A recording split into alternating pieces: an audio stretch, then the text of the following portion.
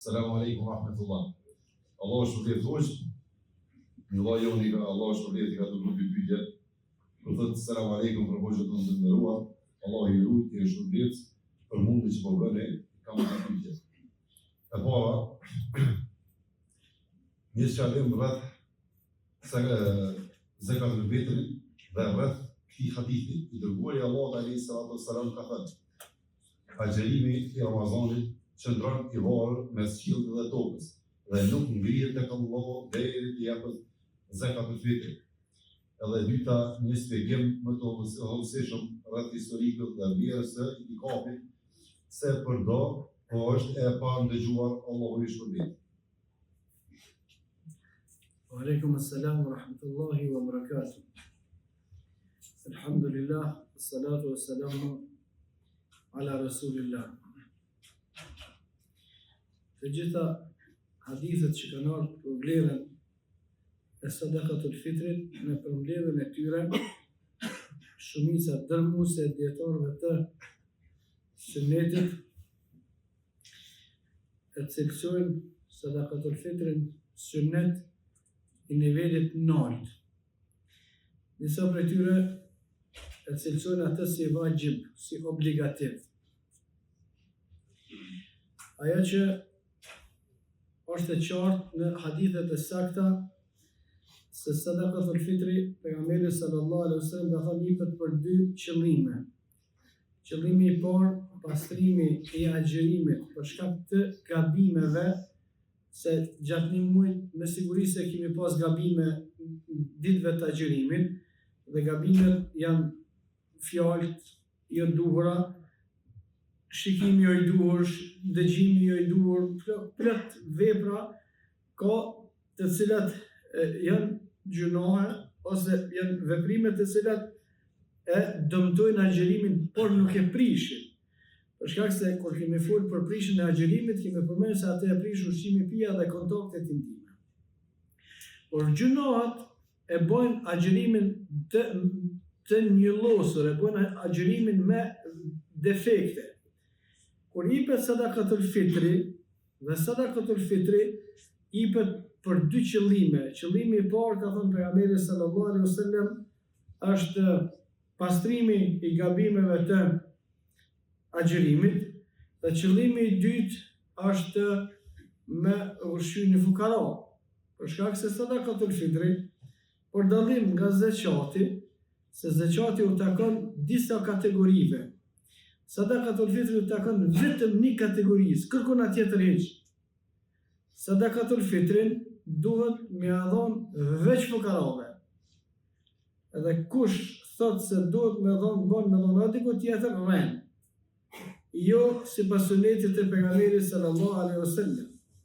Nëse suneti i pejgamberit sallallahu alaihi wasallam për sadakatul fitrin është vetëm për fukara. Pastaj zeqati ka kategoritë e veta të cilat i ka përmendur Allahu subhanahu wa taala, për tyre wa fi sabilillah, dhe në rrugën e Allahu subhanahu wa taala. Dietarët e hershëm e kanë përkufizuar fi sabilillah vetëm për ata që luftojnë që fjala e Allahut jetë më e larta, disa kanë thënë ata të cilët janë duke kryer haxh, dhe disa dietarë të tjerë të zeqati wa fi sabilillah në rrugën e Allahut janë zgjeruar pak më tepër, kanë thënë lejohet me dhënë zeqatin për çka do që është diçka fi sabilillah, por jo për sadakatul fitri. Por sadakatul fitri nuk ka dietar islam kur kërkon sunetit që ka thonë, ose që mundet me thonë me argumente se bën me dhënë për dikon tjetër përveç se për fukara. Sadakatul fitri, për dallim nga zeqati, nuk jepet për kërkon tjetër vetëm për ata të cilët janë fukara. Në hadithet e të cilat pejgamberi sallallahu alaihi wasallam e rrit alarmin për thonë muslimanëve se mos e lëni pa dhënë sadakatul fitri, të gjitha hadithet që kanë ardhur japin për me nxit besimtarët mos me neglizhuar çështjen e sadakatul fitrit. Sigur që kanë ardhur hadithet për muslimanë të cilët kanë probleme me zveti, nuk i pranohet, nuk shkon namazit tyre në qiell derisa ata pajtohen me zveti, për imamin i cili nuk e duajnë njerëzit që falen mas tina nuk pranohet namazi i tina derisa ta përmirëson defektin që për të cilin nuk e dojnë njerëzit, edhe të çështja e agjërimit. Por me tërheq vërejtjen pejgamberi sallallahu alaihi wasallam, mos me u shkujdes që mos me dhon vitrat, mos me dhon sadakatul fitrin, kanë ardhur disa hadithe bazuar në cilat disa prej dietarëve kanë thënë se është obligativ. Por argumentet e përgjithshme tregojnë se dhënia e sadakatul fitrit është sunet i fortë. Madje kohën e gjeneratave të para, se sadakatul fitrit do të më dhonë edhe fukarat e pasunik, të gjithë. Për sadakatul fitrit nuk do të më shpëtu kërkush, edhe ata që kanë, edhe ata që s'kanë. Ata që s'kanë, çka më dhonë? Ata që s'kanë, do të më kombinun me zveti. Ky më dhon këtina, ky më kthy këtina. Veç apet më ardh secilin ndoshta në vendin e vet. Po pa i dhon, nuk do të më mësu, nuk do të më lën pa i dhon. Edhe nëse i shkëmbejnë, unë jam fukara, ti je fukara, unë t'ja ty mi e mua, apet pasunia sillet të na, që ajo vlerë sillet të na. Por duhet më mësu besimtar që mos më lën pa dhon sadakatul fitrin. Dhe normal pastrimi i agjërimit është i nevojshëm, por gjithsesi një përleve se kemi bërë gabime, edhe ushqimi i fukarave sigurisht se është vlera e madhe te Allahu subhanahu wa taala. Kjo sa i përket sadakatul fitrit. Sa i përket pyetjes ditke, ç'është e? Vlera e itikafit. Vlera e itikafit. Itikaf është qëndrimi në xhami në 10 ditët e fundit të Ramazanit. Dhe këto ka praktiku pejgamberi sallallahu alaihi wasallam. Në të gjitha hadithet e sakta, prej kohës kur u bë obligim Ramazani, pejgamberi sallallahu alaihi wasallam nuk ka lënë Ramazan pa bërë itikaf.